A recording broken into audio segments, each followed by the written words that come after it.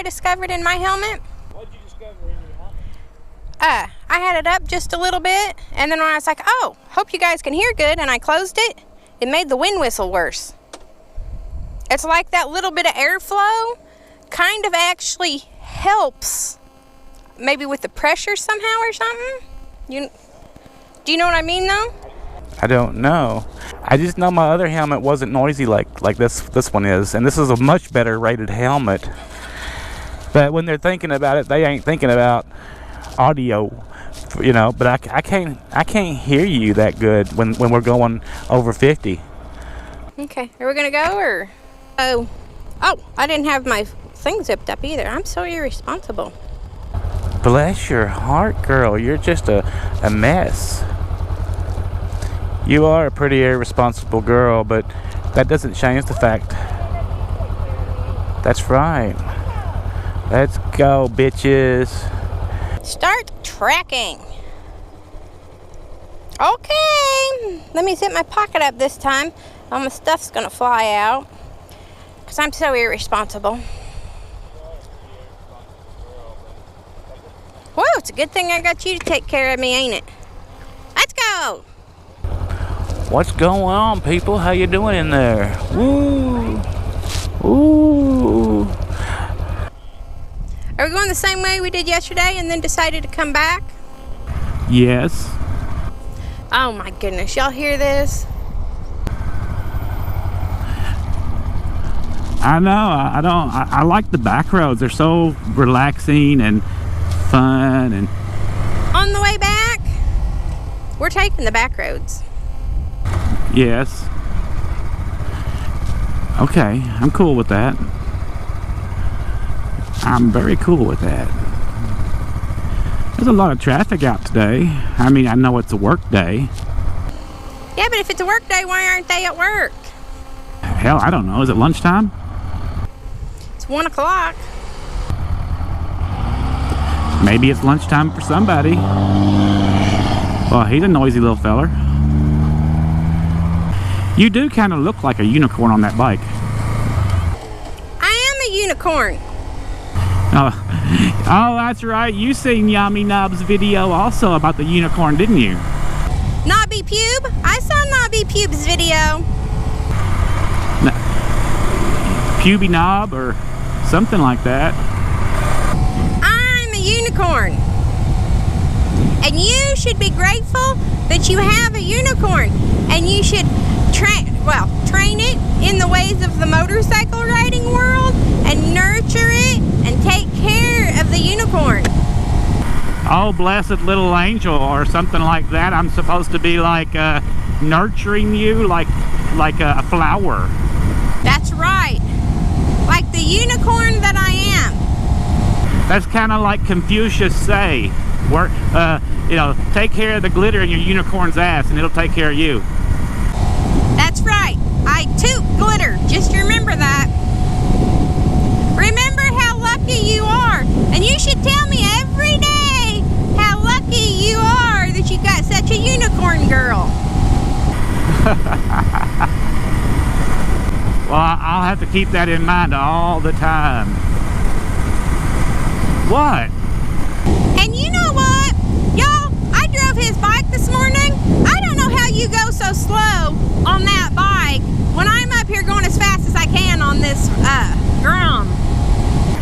I go slow because I enjoy going slow. It isn't because I'm afraid to go fast. I didn't mean you were afraid to go fast, honey. I meant like I go slow, so in order to ride with me, you don't have a choice but to go slow. But your bike can and wants to go a whole lot faster than mine does, easily. Yeah, but you make me drive faster. In a way, because I'm just like you're getting lost looking at butterflies. I do the same thing.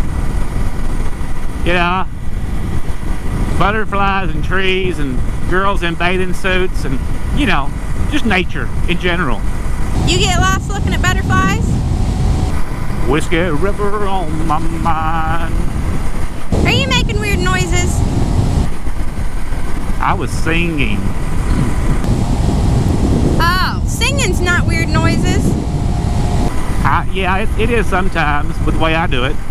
I mean, it's kind of like you singing, you know. It's like cats on a tin roof stuck in the love position. Well, it sounds like at the moment you can hear me. This is where we stopped yesterday to check your stuff because you couldn't hear me. Or is it sound a little better today? Oh, look, there's a hunter to your left. See him? Yeah, it's still pretty. I see them. What are they doing? They got a day pack on. They looking. Maybe they're looking for aluminum cans. People don't do that anymore. They used to, and then all of a sudden now they don't need money for some reason. I didn't go into politics.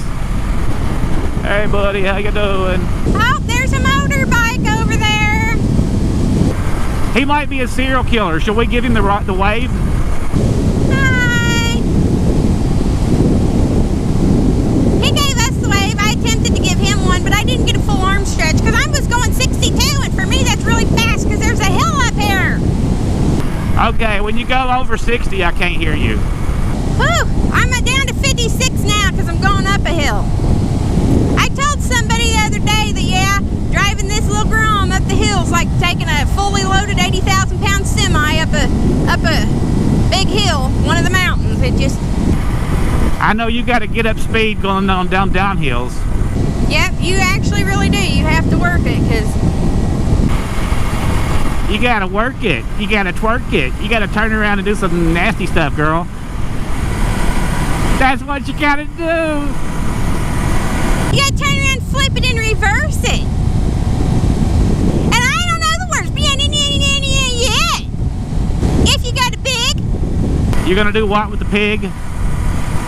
I ain't doing it. It was a song, and it's nothing to do with the pig, you sick pervert. I see you back there. Yeah. I like watching you. What do I do? We got no armor or anything today. We're halfway squids. I got gloves and a helmet and boots. Oh, I have a question. Is it true that motorcycles are the only driving that you do that you're legally required to have shoes on? Not if you're in Indonesia. I have heard that it's legally required that you have shoes on when you ride a motorcycle. So in the U.S. you can ride a motorcycle with no shoes on? I think you have to have shoes on, but I've seen people in flip-flops. There's, you know, some of them Harley riders are kind of crazy. They don't wear any safety gear at all, and I think you're lucky if they're not stoned and have flip-flops on or Jesus sandals. They're not stoned. They done been to the bar, at the biker bar with the other Harley riders and had some drinks. They're tipsy. Oh, you got it all figured out.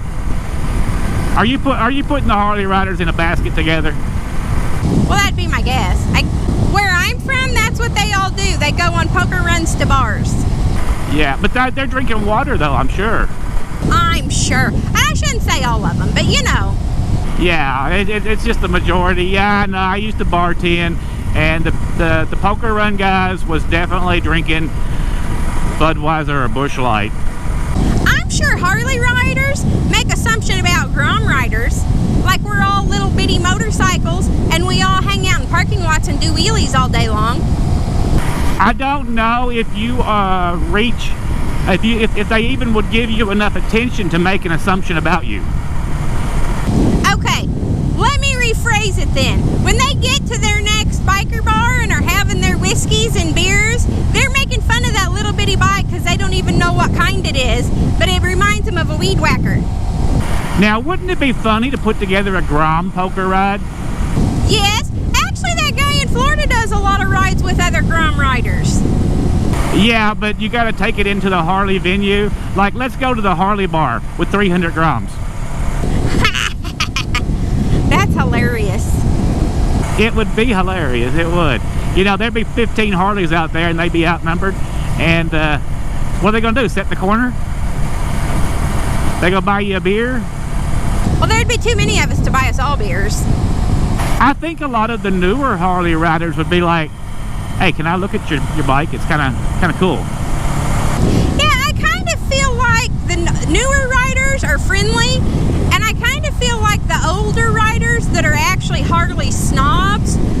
they do the brand a disservice, because I've seen posts on Facebook where people had a Harley and then they got something else, and they don't necessarily want to wear their Harley gear because they know how the Harley riders treat people that are wearing Harley merchandise that aren't Harley riders. You know, for Harley, that's still money in their pocket, but for out here, a lot of people don't want to wear it just because, well, it's not a Harley, and you've got a younger group of people that they're not Harley snobs, they just like bikes. But your older group is a lot more of the Harley snobs that if you ain't on a Harley, you shouldn't have the Harley gear. Harley sales are 22% down, and for this quarter, I believe, that's pretty bad. I mean, it's really bad, but you know, we could be going into a recession. But a lot of it also is that they're not appealing to a younger audience because the price of their bikes. I mean, you can get a Sportster for $8,000. Yeah, and according to the old-time Harley snobs, the only people that ride Sportsters are women.